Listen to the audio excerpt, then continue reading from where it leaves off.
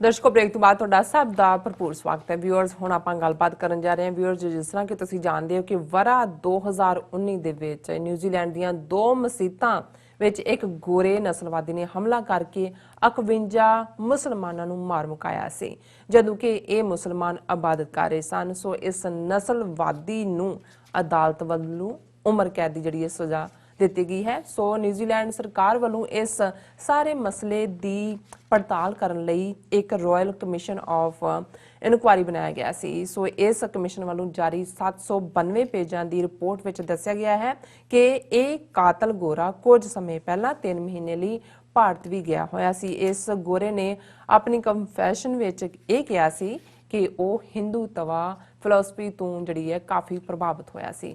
ਸੋ viewers, ਨਸਲਵਾਦ ਅਤੇ ਬ੍ਰਾਹਮਣਵਾਦ ਦੀਆਂ ਸਾਂਝਾਂ ਕੀ ਨੇ, ਸੋ ਇਸ ਬਾਰੇ ਆਪਾਂ ਵਿਚਾਰ ਚਰਚਾ ਕਰਨ ਜਾ ਰਹੇ ਹਾਂ। ਸੋ ਅਸੀਂ ਚਾਹਾਂਗੇ ਕਿ ਤੁਸੀਂ ਸਾਡੇ ਨਾਲ ਇਸੇ ਤਰ੍ਹਾਂ ਹੀ ਬਣੇ ਰਹਿਣਾ। ਦੇਖਣ ਸੁਣਨ ਲਈ ਤੁਹਾਡਾ ਸਭ ਦਾ ਬਹੁਤ ਬਹੁਤ ਸ਼ੁਕਰੀਆ ਜੀ। ਡਾਕਟਰ ਸਾਹਿਬ, ਕੀ ਵਿਚਾਰਾਂ ਨੇ ਇਸ ਮੁੱਦੇ ਬਾਰੇ?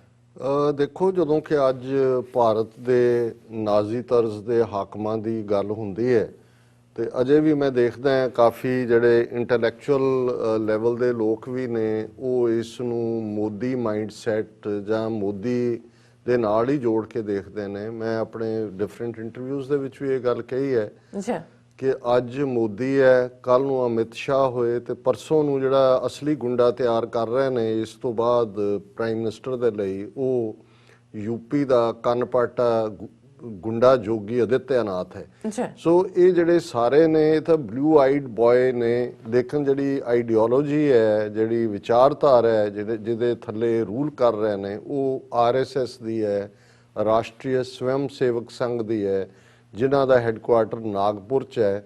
ਔਰ 100 ਸਾਲ ਪਹਿਲਾਂ ਜਿਸ ਵਿਚਾਰਧਾਰਾ ਦਾ ਜਿਹੜਾ ਆਧਾਰ ਉਹ ਡਾਕਟਰ ਹੈਡਗਵੇਅਰ ਨੇ ਰੱਖਿਆ। ਹਾਲਾਂ 20ਵੀਂ ਸਦੀ ਦੇ ਵਿੱਚ ਅਸੀਂ ਜੇ 2-3 ਦੀ ਗੱਲ ਕਰੀਏ ਕਿ ਅਸਲ 'ਚ ਹਾਲਾਂ ਸਾਵਰਕਰ ਦਾ ਜਦੋਂ ਜ਼ਿਕਰ ਹੁੰਦਾ ਹੈ, ਜਿਸ ਸਾਵਰਕਰ ਦੇ ਚੇਲੇ ਨਥੂਰਾਮ ਗੋਡਸੇ ਨੇ ਗਾਂਧੀ ਨੂੰ ਮਾਰਿਆ 30 ਜਨਵਰੀ 1948 ਨੂੰ, ਪਰ ਸਾਵਰਕਰ ਕਦੇ ਵੀ RSS ਦੇ ਨਾਲ ਸਿੱਧੇ ਤੌਰ ਤੇ ਨਹੀਂ ਜੁੜਿਆ। ਹਿੰਦੂ ਮਹਾਸਭਾ ਜਿਹੜੀ ਇੱਕ ਆਰਗੇਨਾਈਜੇਸ਼ਨ ਕਾਂਗਰਸ 'ਚ ਰਹਿ ਮਦਨ ਮੋਹਨ ਮਾਲਵੀਆ ਨੇ ਬਣਾਈ ਸੀ, ਉਹ ਉਸ ਦਾ ਪ੍ਰੈਜ਼ੀਡੈਂਟ ਰਿਹਾ ਹਿੰਦੂ ਮਹਾਸਭਾ ਦਾ ਸਾਵਰਕਰ। ਪਰ ਦੋਨਾਂ ਦਾ ਹੀ ਉਹ ਸਾਵਰਕਰ ਹੋਏ ਜਾਂ ਬਾਅਦ ਦੇ ਵਿੱਚ ਹੈਡਗਵੇਅਰ ਜਿਸ ਤੋਂ ਗੋਲਵਲਕਰ ਨੇ ਲਿਆ, ਇਹਨਾਂ ਦੀ ਇੱਕ ਲਾਈਨ ਬੜੀ ਕਲੀਅਰ ਸੀ ਕਿ ਮੁਸਲਮਾਨ ਔਰ ਈਸਾਈ ਇਹ ਬਾਹਰਲੇ ਨੇ, ਇਹ ਸਾਡੇ ਆਰੀਆਵਰਤ ਜਿਹੜੀ ਸਾਡੀ ਭਾਰਤ ਦੀ ਪੁੰਨਿਆ ਭੂਮੀ ਹੈ, ਪਾਇਸ ਲੈਂਡ, ਪਾਕ ਧਰਤੀ, ਉਸ ਦੇ ਵਿੱਚ ਮਲੇਛ ਨੇ, ਗਲੀਜ਼ ਨੇ।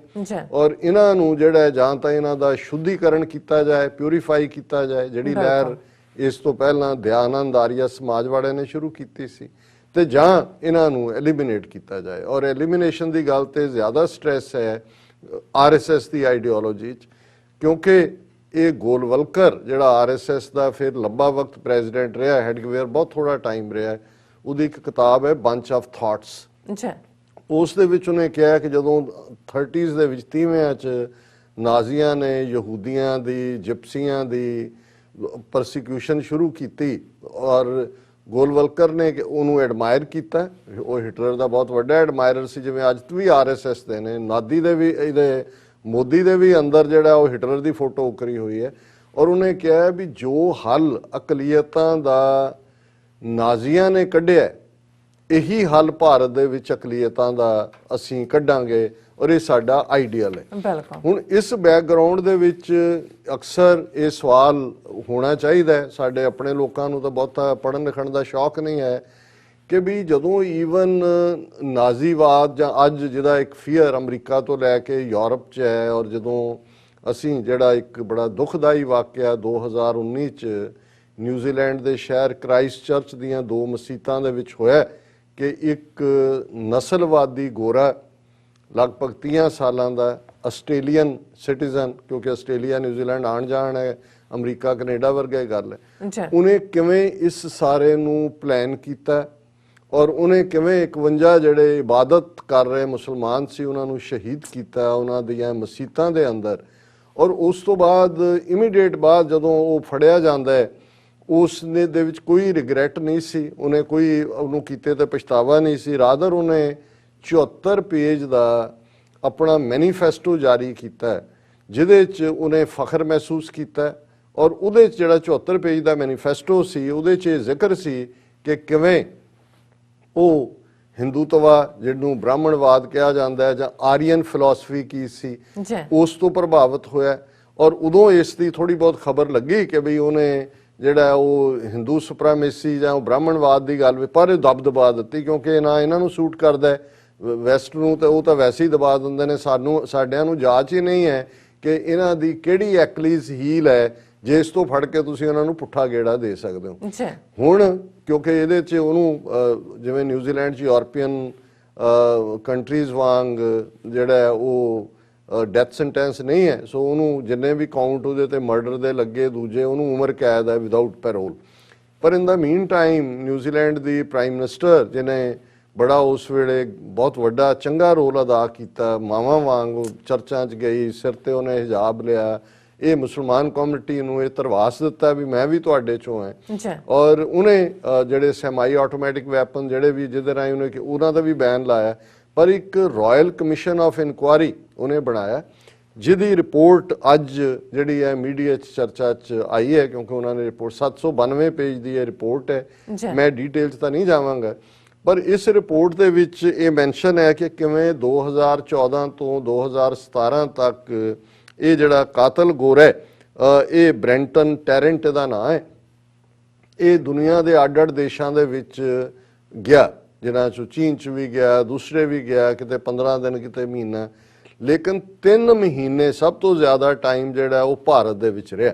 ਹੁਣ ਇਹਦੇ 'ਚ ਡੀਟੇਲ ਨਹੀਂ ਨੇ ਕਿ ਭਾਰਤ 'ਚੋਂ ਕਿੱਥੇ ਰਿਹਾ ਨਾਗਪੁਰ ਰਿਹਾ ਜਾਂ ਕਿਹਨਾਂ ਨੂੰ ਮਿਲਿਆ ਕਿੱਥੇ ਉਹਦਾ ਕਿਉਂਕਿ ਉਹਦਾ ਮਾਈਂਡਸੈਟ ਜਿਵੇਂ ਉਹਦੇ ਬਚਪਨ ਤੋਂ ਹੀ ਉਹਦੀ ਐਜੂਕੇਸ਼ਨ ਤੋਂ ਹੀ ਜ਼ਾਹਰ ਹੈ ਕਿ ਉਹਦਾ ਮਾਈਂਡਸੈਟ ਨਸਲਵਾਦ ਸੀ ਔਰ ਭਾਰਤ 'ਚ ਕਿਹਨੂੰ ਮਿਲਿਆ ਕਿਵੇਂ ਪ੍ਰਭਾਵਿਤ ਹੋਇਆ ਜਾਂ ਮੁਸਲਮਾਨਾਂ ਦੇ ਲਈ ਜਿਹੜੀ ਨਫ਼ਰਤ ਹੈ ਹਾਲਾਂ ਉਹਦੇ ਜਿਹੜਾ ਮੈਨੀਫੈਸਟੋ ਸੀ ਉਹਦੇ 'ਚ ਉਹਨੇ ਇਮੀਗ੍ਰੇਸ਼ਨ ਦਾ ਵੀ ਕੀਤਾ ਜੀ ਵੱਡੀ ਗਿਣਤੀ 'ਚ ਮੁਸਲਮਾਨ ਆ ਰਹੇ ਨੇ ਔਰ ਉਹ ਕ੍ਰਿਸਚਨ ਮੁਸਲਮ ਹਿਸਟਰੀ ਪਿਛਲੀਆਂ ਸਦੀਆਂ ਦੀ ਇਹ ਡੋਮੀਨੇਟ ਕਰਨਗੇ ਮਾਈਨੋਰਿਟੀ ਇਹ ਉਹਦਾ ਜਿਹੜਾ ਹੈ ਲੇਕਿਨ ਇਸ ਸਾਰੇ ਨੂੰ 3 ਮਹੀਨੇ ਭਾਰਤ 'ਚ ਰਹਿਣਾ ਔਰ ਉਹਦੇ 'ਚ ਮੰਨਿਆ ਔਰ ਇਹਨਾਂ ਦੇ ਆਪਣੀ ਇੰਡੀਅਨ ਏਜੰਸੀਆਂ ਦੀ ਰਿਪੋਰਟ ਹੈ New Zealand mosque shooter travel to India before carrying out attack report ਮੇਰੇ ਸਾਹਮਣੇ ਸਾਰੀ ਰਿਪੋਰਟ ਨਹੀਂ ਹੈ ਕਿਉਂਕਿ ਮੀਡੀਆ 'ਚ ਵੀ ਐਕਸਰਪਟ ਹੀ ਛਪੇ ਨੇ ਔਰ ਇਹਦੇ ਤੋਂ ਇਹ ਜ਼ਾਹਰ ਹੈ ਹੁਣ ਇੱਕ ਸਵਾਲ ਜ਼ਰੂਰ ਘੱਟੋ ਘੱਟ ਸਾਡੇ ਆਪਣਿਆਂ ਨੂੰ ਜ਼ਰੂਰ ਪੁੱਛਣਾ ਚਾਹੀਦਾ ਹੈ ਕਿ ਵੀ ਐਸਾ ਕੀ ਹੈ ਹਿੰਦੂਤਵਾ ਦੀ ਆਈਡੀਆ ਜਿਹਨੂੰ ਅੱਜ ਹਿੰਦੂਤਵਾ ਕਿਹਾ ਜਾਂਦਾ ਹੈ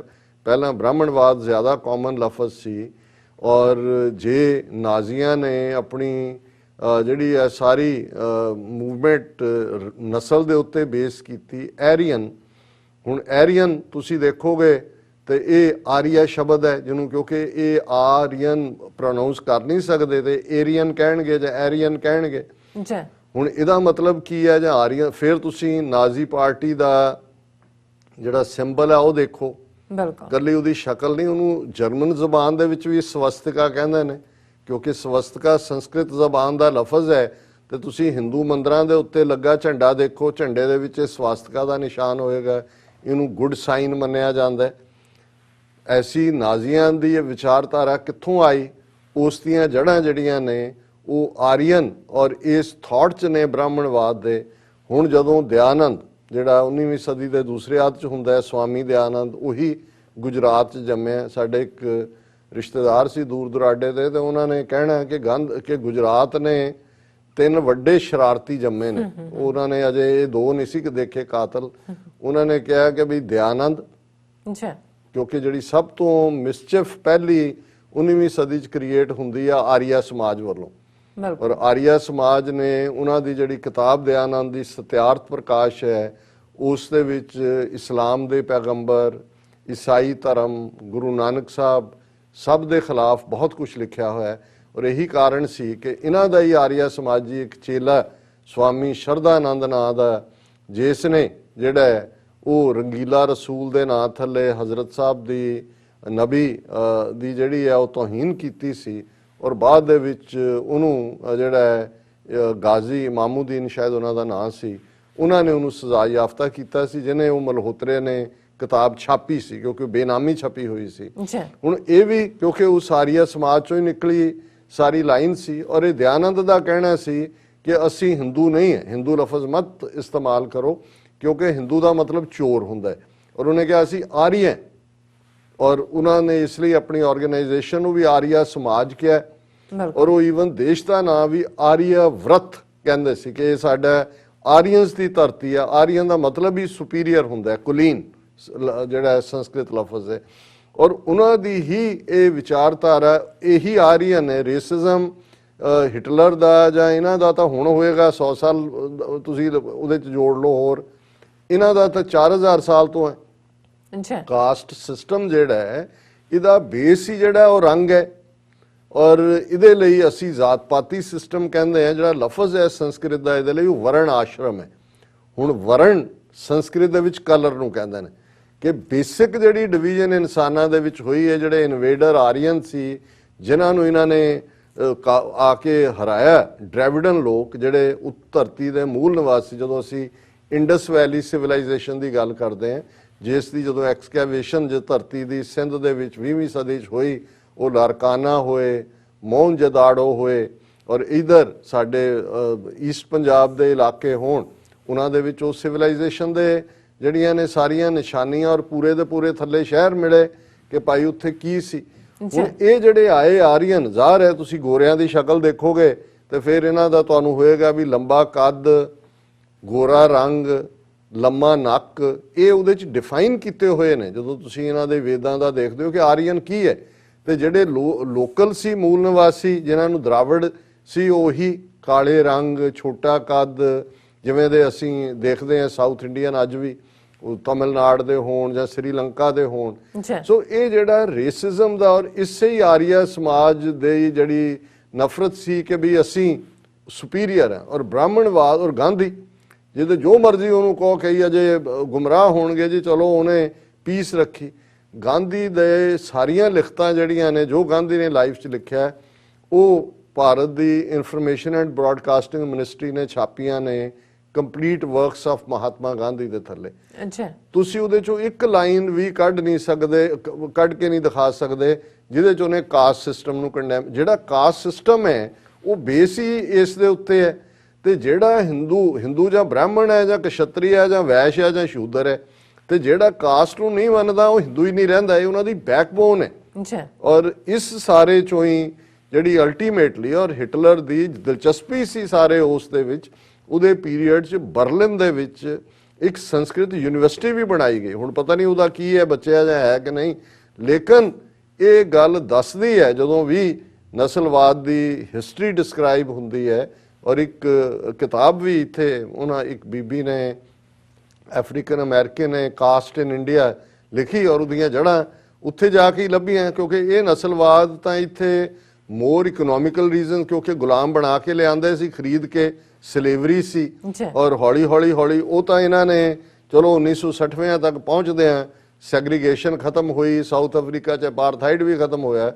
ਪਰ ਜਿਹੜਾ ਨਸਲਵਾਦ ਹੈ, ਜਿਸ ਦੀ ਮਾਂ ਹੈ RSS ਦੀ ਵਿਚਾਰਧਾਰਾ ਹਿੰਦੂਤਵਾਦੀ, ਉਹਨਾਂ ਦੇ ਕੋਲ ਤਾਂ ਅੱਜ 1 ਬਿਲੀਅਨ 350 ਮਿਲੀਅਨ ਲੋਕਾਂ ਦੀ ਕਿਸਮਤ ਹੈ।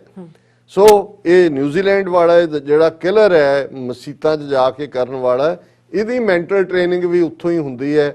ਕਿਉਂਕਿ ਉਹਨੇ ਵੈਸੇ ਇਸ ਰਿਪੋਰਟ ਦੇ ਮੁਤਾਬਕ ਰੇਸਿਜ਼ਮ, ਰੇਸਿਸਟ ਆਈਡੀਆ ਸੀ, ਉਹ ਇੰਟਰਨੈਟ ਯੂਜ਼ਰ ਸੀ। ਉਸ ਨੇ ਬਹੁਤ ਸਾਰੀਆਂ ਜਿਹੜੀਆਂ ਨੇ ਰਾਈਟ ਵਿੰਗ YouTube ਚੈਨਲ ਜਿਹੜੇ ਨੇ ਸਬਸਕ੍ਰਾਈਬ ਕੀਤੇ ਹੋਏ ਸੀ, ਇੰਟਰਨੈਟ ਫੋਰਮਸ ਦੇ ਉੱਤੇ ਸੀ ਉਹ ਸਾਰਾ।